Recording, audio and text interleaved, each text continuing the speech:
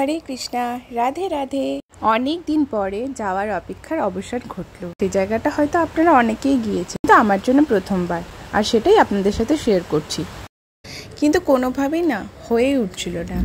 আজকে অনেক দিন পর স্যাটারডে পেয়েছি এবং সকালবেলাতেই ভেবেছিলাম যে বেরিয়ে যাব এবং সেখানে গিয়ে লাঞ্চ করব, আর সেটার ভিডিও আপনাদের সাথে শেয়ার করব। কিন্তু দুর্ভাগ্যবশত আজকেও সেটা হয়নি। সকালবেলা থেকে এমনই বৃষ্টি পড়লো, আমাদের যাওয়াটা প্রায় ক্যান্সেলের দিকে। কিন্তু বিকালবেলায় রান্নাবান্না করে খাওয়া দাওয়ার পরে হঠাৎ করেই ঠিক করে নিলাম যে এখনই বেরিয়ে যায়, কারণ তখন সেই সময় একটুখানি বৃষ্টিটা থেমেছিল এবং অবশেষে বেরিয়ে গেলাম। জায়গাটা কলকাতার মধ্যেই, খিদিরপুর। এবং খিদিরপুর ব্যবসার কাজের জন্য প্রসিদ্ধ হলেও এখানে আরও একটি সুন্দর আর স্নিগ্ধ জায়গা আছে, যেখানে গেলে সববার মন কিন্তু একদম ভরে যাবে। এখানে একদম শান্তিপূর্ণভাবে আবির্ভূত হয়েছে জগন্নাথ দেব, এবং আমরা আজকে জগন্নাথ দেবের কাছেই দেখা করতে গেছিলাম।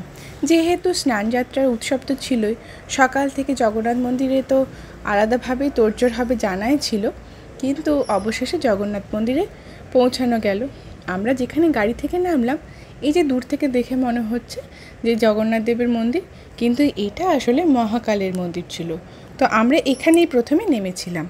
মহাকালের মন্দিরে দর্শন করে ভাবলাম যে তারপরেই জগন্নাথ মন্দিরে যাব। জগন্নাথ মন্দিরে যাওয়ার আগে যখন মহাকাল মন্দিরে ঢুকলাম, পাশেই দেখলাম যে জগন্নাথ মন্দির, মানে মহাকাল মন্দির আর জগন্নাথ মন্দির পাশাপাশি। এবং যারা গাড়ি নিয়ে যাবেন ভাবছেন, তারা কিন্তু অবশ্যই গাড়ি নিয়ে যেতে পারেন। রাস্তার উপরেই ঠিক গাড়ি রাখার সুন্দর ব্যবস্থা আছে। আমরা যদিও ক্যাবে গিয়েছিলাম, সোমবার যেহেতু এসেছিলাম, তো আমরা আর সেই রিস্কটা নিইনি। প্রথমে তো জানি না যে কোথায় কী আছে না আছে, না মুগ্ধ হয়ে যাচ্ছিলাম। মন্দিরটা খুব ছোট্টর মধ্যে, কিন্তু ভীষণ সুন্দর। শিবলিঙ্গের উপরে যে ঘরটা ছিল, তার উপরে সুন্দরভাবে বিগ্রহগুলোকে স্থাপন করা হয়েছিল। গোল রাউন্ড করা ছিল, রাউন্ডের চারপাশ দিয়ে নানা রকমের দেবদেবীর বিগ্রহ ছিল, এবং দেখতেও খুব ভালো লাগছিল। যদি কোনোদিন ভেতরটা লোডশেডিং হয়, তাহলে এই বাইরে থেকে আলো আসবে। বাইরে দুজন গোমাতা ছিল, আর তাদেরকে আমি তো আদর করলাম, সাথে মিশুও বেশ আনন্দ নিয়ে আদর করলো। একবারের জন্য কিন্তু ভয় পাইনি। ঠিক পরেই যখন জগন্নাথ মন্দিরে গিয়েছিলাম, এখান থেকে বেরোনোর সময় ভাবলাম যে আসার সময় আরেকবার মাথা টেকিয়ে যাব। জগন্নাথ মন্দিরে ঢোকার পরেই প্রথমেই বাঁ হাতে ছিল জুতো রাখার র্যাক, এবং এখানে লকারের মতনও সিস্টেম ছিল, আর এইভাবে র্যাকও করা ছিল। তো আমরা র্যাকের মধ্যেই জুতোগুলো রেখে দিলাম। আর সামনেই ওখানে প্রসাদের ব্যবস্থা ছিল মা বাটমঙ্গলা মন্দিরের সামনেই। মঙ্গলা মন্দিরটা তো একদমই ঢুকেই ডান হাতে ছিল। এখানে লম্বা লাইন ছিল প্রসাদ নেওয়ার। একদিকে পুজোর ডালি, যারা পুজো দিতে ইচ্ছুক তারা পুজোর ডালি নিচ্ছিল, আর একদিকে প্রসাদের, মহাপ্রসাদ যদি কেউ খেতে চায় সেই কুপনের ব্যবস্থা আছে। যদিও আমরা বিকালবেলায় গিয়েছিলাম, তাই মহাপ্রসাদ খাওয়ার কোনো ব্যবস্থা তো কিছু ছিল না, কিন্তু ভাগ্য ভালো থাকায় ঢোকার সময় তো আপনারা দেখলেন যে ওখানে অন্ন ভোগ সাথে সবজি কিছু ছিল। মানে প্রথমবার এসেছি তো, তাই একটুখানি বুঝতে অসুবিধা হলেও চারিদিকে লেখাগুলো দেখে পড়ে পড়ে আমরা ঠিক পৌঁছে গেছিলাম। হাতে যে 18টা সিঁড়ি পেরিয়ে গেরুদা স্তম্ভ ছিল, আর গেরুদা স্তম্ভের পরেই ছিল মন্দিরের মূল দরজা। এখানে এত সুন্দর, দেখুন দেওয়ালগুলো মার্বেল দিয়ে করেছে, কিন্তু কালার কম্বিনেশনটা খুব ভালো ছিল। চারপাশটা দেখে খুব ভালো লাগছিল। ভেতরে বিগ্রহ কোথায় গেল, তখনই তো মনে পড়লো আজকে তো স্নানযাত্রা হয়েছে, এবারে তো ভগবানের জ্বর আসবে, তাই হয়তো আর দেখা হবে না। এদিকে সবাই কিছু ফটো তোলার চেষ্টা করছিল। এত ব্যস্ত শহর থাকলেও মন্দিরের ভেতরটা কিভাবে এত স্নিগ্ধ না, ভাবা যাচ্ছিল না। এটা অবশ্য হওয়াই উচিত। যেমন পুরীর মন্দির, বাইরের সমুদ্রের আওয়াজ, কিন্তু ভেতরে কোনো আওয়াজ নেই। এই মিরাক্কেল তো হওয়ারই কথা, কারণ এখানে জগন্নাথ আছে। আমরা এদিক ওদিক ঘুরতে ঘুরতে দেখলাম, আপনারাও দেখুন পুরীর মতো এখানেও পতাকা তোলা হচ্ছে বিকালবেলাতে। ভেতরেও কীরকম শান্ত শিষ্ট পরিবেশ। আশ্চর্যের কিছু নয়, এটাই কিন্তু স্বাভাবিক যে যেখানে জগন্নাথ থাকবে সেখানে কিন্তু এরকম আশ্চর্য আশ্চর্য ঘটনাই ঘটবে।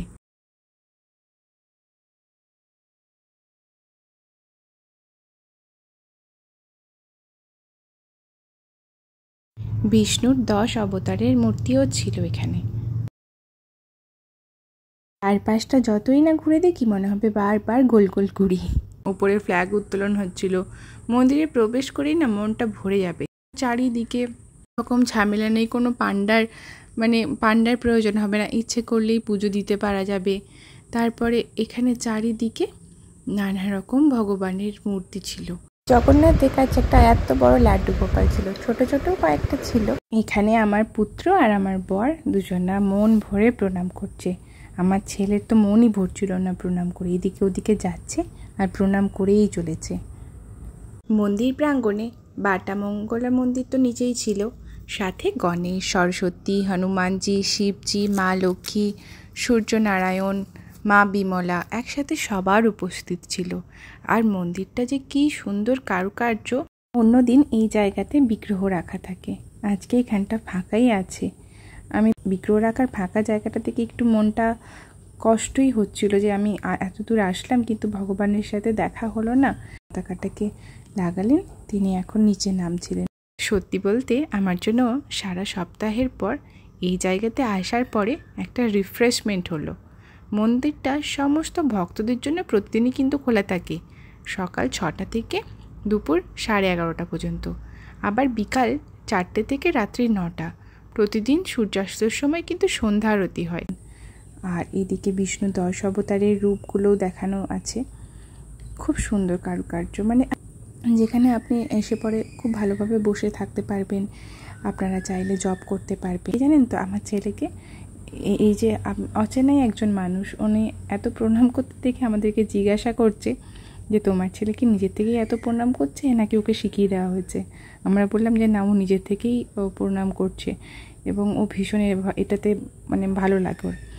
তারপর যখন নিচে এসে আমি এদিকে আসলাম, হঠাৎ করে আমার চোখের সামনে ওনাদেরকে দেখে মন মুগ্ধ হয়ে গেল। আমি এত আনন্দিত হলাম যে আমি বলে একটা ভাষাতে বোঝাতে পারবো না যে ওনাদেরকে আমি দেখতে পারবো। আমি না আজকে তখন ওপরে উঠেই ভাবছিলাম যে হয়তো আর দেখতে পাবো না, হয়তো ওনাদেরকে গর্ভগৃহে ভরে রেখে দিচ্ছে, যেটা নিয়ম আর কি হয়। আজকের পরে হয়তো সেটা কাল থেকে শুরু হবে, এরকম কিছু একটা ব্যাপার ছিল। যাই হোক, সন্ধ্যাবেলায় আমরা যে সময় এখানে পৌঁছালাম সেখানে সন্ধ্যা আরতির তোড়জোড় চলছিল। অনেক ভক্তেরাও ছিল, আমরাও ওদের মধ্যে পার্টিসিপেশনে ছিলাম। লাস্টে আমরা ওখানে বসলাম, ওখানে বসে বসে সন্ধ্যা আরতিটা দেখছিলাম। এখানে কিন্তু দুবেলায় ভোগ নিবেদন করা হয়। আরতি যখন শুরু করা হলো তখন জোরে ঘণ্টা, ঢাক, তারপরে হাওয়া করা, যেগুলো নিয়ম আর কি, সেগুলো করতে শুরু করেছিল এবং এত জোরে বাদ্যযন্ত্র বাজানো হচ্ছিল, আমাদের মনে হচ্ছিল নেচে উঠি। আমার ছেলে তো মাঝে মাঝে কোল থেকে উঠে পড়ছিল নাচ করার জন্য। এখানে কিন্তু 2 বেলায় ভোগ দেওয়া হয়, বেলা 12:30টায় একবার আর রাত 8:30টাতে আরেকবার হয়। এগুলো আমি এসে জানতে পারলাম। আর ভোগ খাওয়ার জন্য আগের দিন থেকে বুকিংও করতে পারেন, সেই নাম্বারটাও আমি দিয়ে দিচ্ছি এখানে। আর একটা বিষয় নিয়ে না বললেই নয় যে এই মন্দিরটা কিভাবে শুরু হয়েছিল। আজকে আমরা এই মন্দিরটাকে এভাবে দেখলেও এই মন্দিরটা কিভাবে স্থাপিত হয়েছিল সেটা জানা আমাদের কিন্তু খুবই দরকার।